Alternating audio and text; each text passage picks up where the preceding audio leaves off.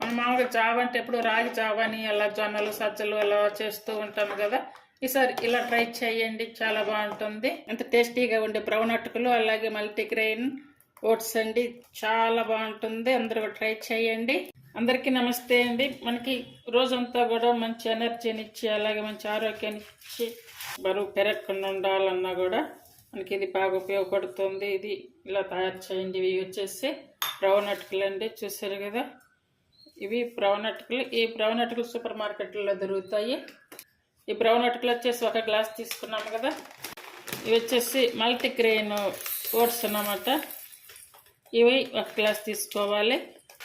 ఇవి సూపర్ మార్కెట్లో దొరుకుతాయండి. ఇది 1 గ్లాసు. ఇవన్నీ కూడా 2 సరి సమానంగా తీసుకొని ఇది ఒక మిక్సీ జార్ తీసుకొని మెత్తగా పౌడర్ చేసుకోవాలి. ఇది బ్రేక్ఫాస్ట్ అలాగే డిన్నర్కి అన్నిటికీ చాలా బాగా యూజ్ అవుతుంది. చూడండి ఎంత మెత్తగా వస్తుందో అంత మెత్తగా ఇలా పౌడర్ చేసుకోవాలి. చూడండి, జావ అయితే తయారు చేసి చూపిస్తాను. జావ కోసం ఒక పాత్ర ఎత్తి పెట్టుకోవాలి. కొంచెం ఫ్రీగా ఉండే పాత్ర తీసుకొని ఎసరు అంటే వాటర్ తీసుకోవాలి. ఈ గ్లాస్ తోటి నేను 4 గ్లాసెస్ అయితే వాటర్ తీసుకుంటున్నాను. కరెక్ట్గా అంటే నేను 4 గ్లాసులు వాటర్ అయితే తీసుకుని ఇప్పుడు టేస్ట్ సరిపడా సాల్ట్ వేసుకోవాలి. ఇలా వాటర్ మరుగుతూ ఉంటాయి కదా, ఈ టైంలో ఈ పౌడర్ తీసుకొని మనం నానబెట్టి పెట్టుకోవాలి. దీనికి వచ్చేసి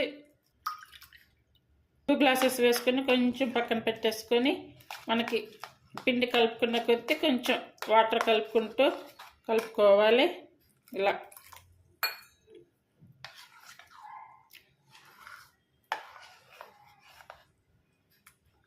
చూడండి, ఈ పక్కన కలిపిన వాటర్ కూడా అన్నీ వేసాను. ఇప్పుడు ఇది ఉండలు లేకుండా బాగా కలుపుకోవాలి. మల్టీగ్రెయిన్ ఓట్స్ అండ్ బ్రౌన్ అటుకులు అండి, చాలా చాలా బాగుంటుంది. ఇది ఆరోగ్యానికి చాలా మంచిది కూడా. బీపీ, షుగర్లు, డయాబెటీస్ ఉన్న వాళ్ళు కానీ ప్రతి ఒక్కరు తినవచ్చు. బరువు తగ్గాలనుకున్న వాళ్ళు ఇలా ఇవి తీసుకొని జావ చేసుకొని ఇలా తాగి చూడండి, మీకే తెలుస్తుంది. అలాగే బరువు పెరగకుండా ఉండాలి అనుకున్న వాళ్ళకి కూడా బాగా యూజ్ అవుతుంది. పిండి కలపడానికి వచ్చేసి మొత్తం 3 గ్లాసెస్ అలాగే వాటర్ అంటే జావ చేసుకోవడానికి అయితే 4 గ్లాసెస్ మొత్తం వేసాను అన్నమాట. వేసి ఈ జావ తయారు చేసుకోవాలి. ఒకవేళ మనకి జావ అలా గట్టిపడి అలా ఉందనుకోండి, అలాంటప్పుడు కొంచెం పక్కన హాట్ వాటర్ పెట్టేసుకొని అలా హాట్ వాటర్ కలుపుకుంటే కనుక మనకి జావా అనేది బాగా పర్ఫెక్ట్గా వస్తుంది. ఇప్పుడు ఇక్కడ వాటర్ మరుగుతున్నాయి, చూసారు కదా. ఈ వాటర్ మరిగే టైంలో ఇప్పుడు ఈ కలుపుకున్నటువంటి ఈ మిశ్రమం అంతా కూడా కొంచెం కొంచెంగా వేసుకోవాలి. అంత ఒకేసారి అయితే వెయ్యొద్దు, మళ్ళీ అంత ముద్దగా అయిపోతుంది. ఇలా కొంచెం కొంచెంగా వేసుకుంటూ కలుపుకోవాలి. ఈ పిండి వేసాక ఈ కలపడం అనేది ఇంకా చాలా ఇంపార్టెంట్. ఇప్పుడు మనకు జావ బాగా వచ్చిందాక ఇది కలుపుతూనే ఉండాలి. కొంచెం మిడిల్ ఫ్లేమ్ మీద పెట్టుకొని మనం మామూలుగా జావ అంటే ఎప్పుడు రాగి జావ అని అలా జొన్నలు సజ్జలు అలా చేస్తూ ఉంటాము కదా. ఈసారి ఇలా ట్రై చేయండి, చాలా బాగుంటుంది. ఈ రెసిపీ మీకు నచ్చినట్టయితే ప్లీజ్ లైక్ చేసి, షేర్ చేసి, సబ్స్క్రైబ్ చేయండి. హైప్ ఆప్షన్ ఉందండి, హైప్ ఆప్షన్ ఇచ్చి ఛానల్ సపోర్ట్ చేయండి. మీకు నచ్చితే కనుక ఫాలో అవ్వండి, చేయడానికి ట్రై చేయండి. హెల్తీ జావ రెసిపీ అండి ఇది. ఒకవేళ మనకు బ్రౌన్ అటుకులు కనుక దొరకలేదు అనుకుంటే కనుక మామూలుగా వైట్ కలర్ అటుకులు ఉంటాయి కదా, ఆ అటుకులతో కూడా చేసుకోవచ్చు. ఈ మల్టీగ్రెయిన్ ఓట్స్ తోటి ఇది పాలు పోసుకొని తాగితే కనుక బాగుంటుంది. అలాగే పెరుగు, మజ్జిగ అంతా కూడా తాగొచ్చు. ఎలాంటి అనారోగ్య సమస్యలు కూడా ఉండవండి, చక్కగా ఉంటుంది. ఆరోగ్యానికి చాలా బాగుంటుంది, చాలా మంచిది, చాలా టేస్టీగా కూడా ఉంటుంది. చూడండి ఇలా మరుగుతుంది కదా. ఈ మరిగే టైంలో కొంచెం కంప్లీట్గా సిమ్ మీద పెట్టేసుకోవాలి.